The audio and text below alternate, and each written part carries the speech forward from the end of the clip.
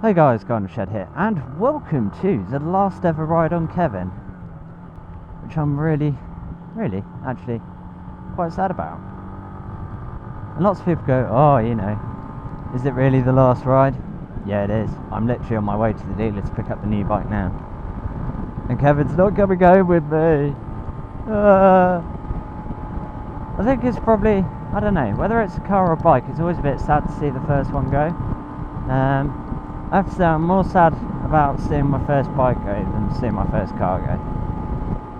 I had a Renault Kit Leo, it was called Clive.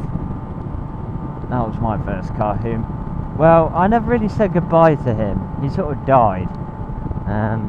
He got hit by a truck coming around the corner on the wrong side of the road.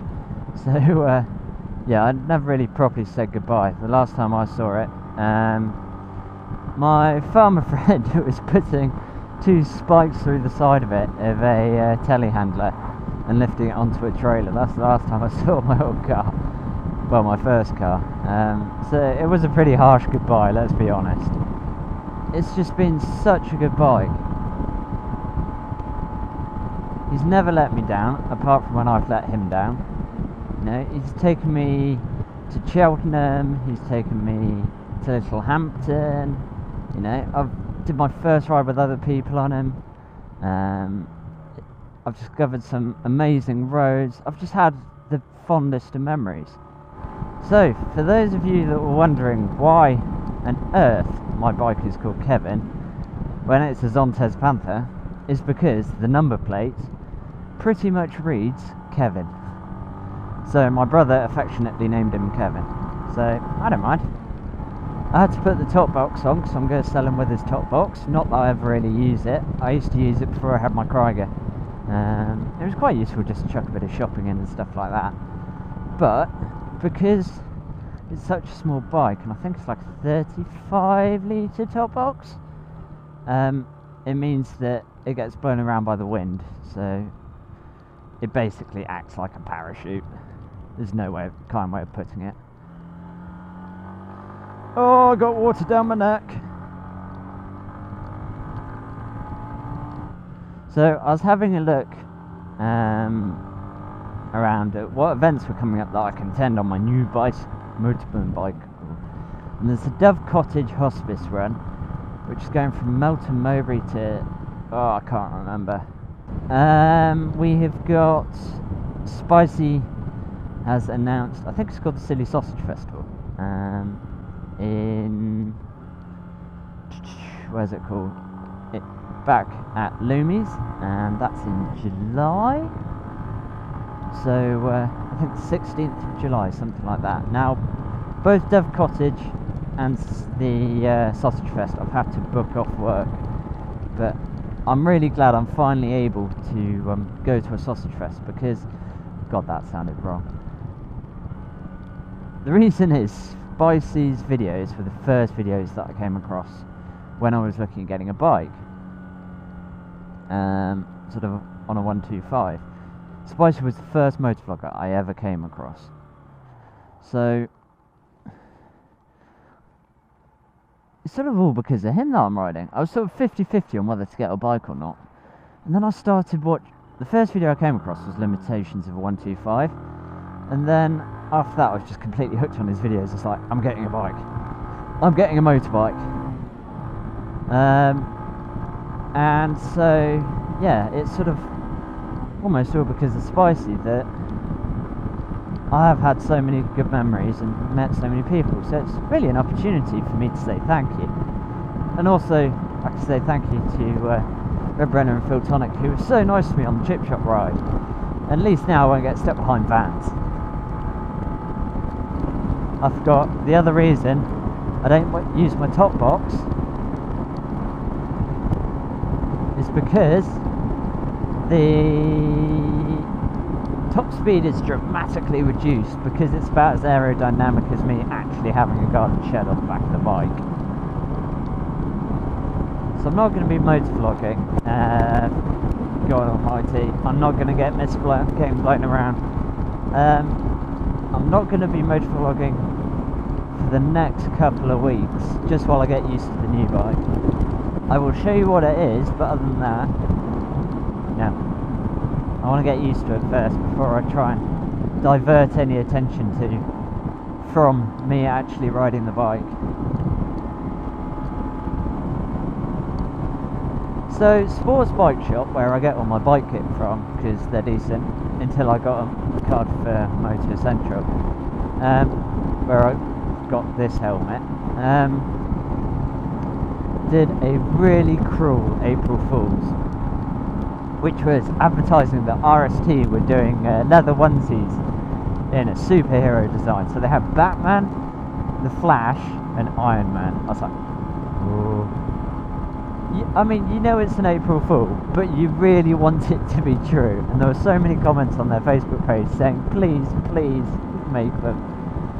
Everyone knew it was an April Fool, they just really wanted one. The only problem with the Batman one is it has a massive cape. Well, the picture did. I should try and dig out a picture of them to show you.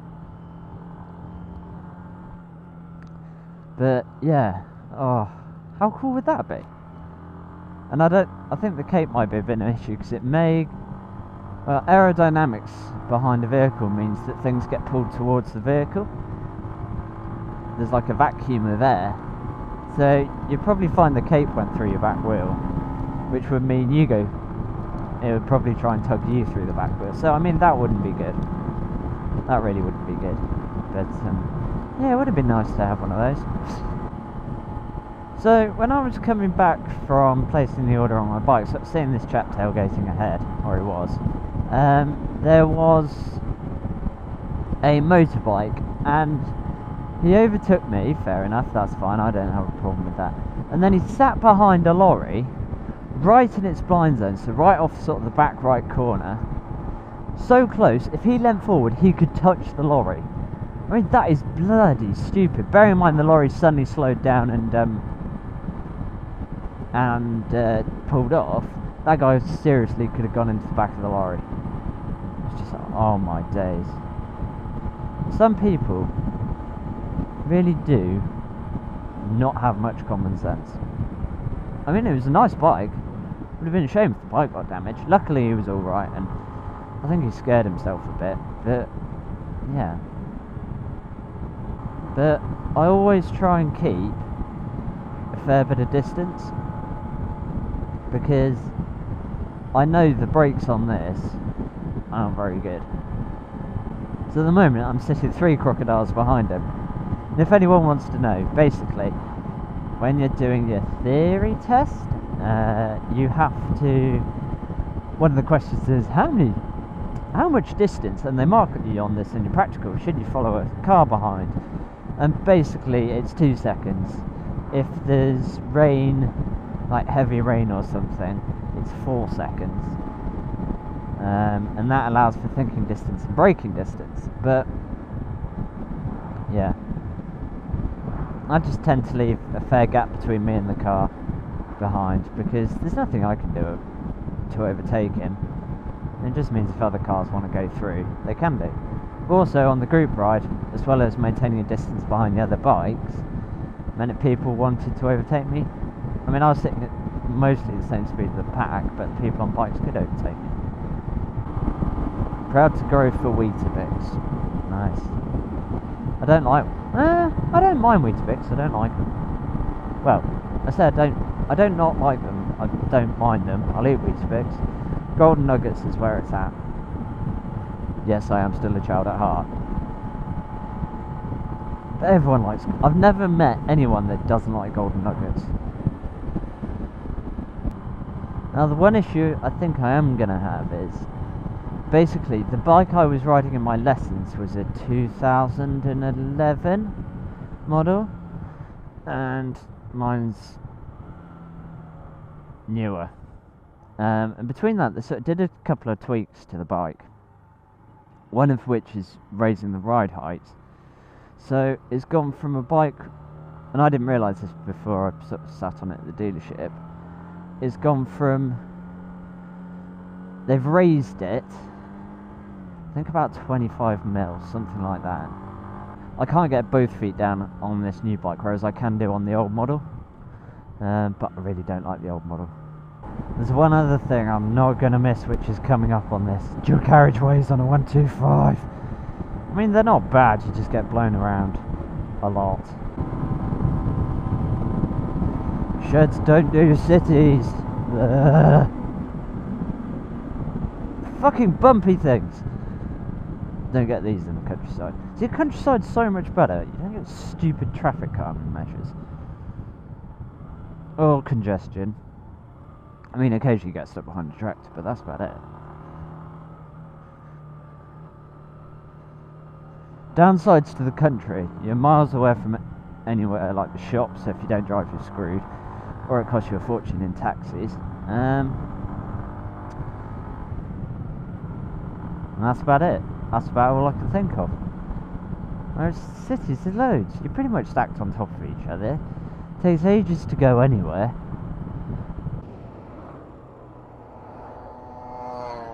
So that's where I'm getting the new bike from. Wheels, near the Greyhound track.